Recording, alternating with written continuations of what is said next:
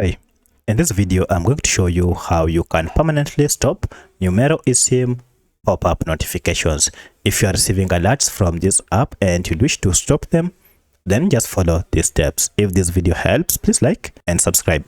To do this, you need to access Numero app info page, and you can do this by just long pressing on your app and you should see app info or a settings gear or even the name of the app. If you tap on any of these, you should be on the app info page. Alternatively, if you can't access this, then go to settings, and then from settings go to apps and manage apps or all apps. This will list all the apps you have on your smartphone, and from here search for your app by name and tap on it, and we can see we are on the app info page.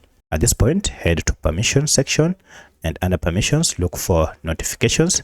If you tap on this, now you can see all these notifications are on. This is the main reason you have been receiving them. To turn them off, just toggle off show notifications, and that is it. So that's how you can permanently disable Numero eSIM app notifications.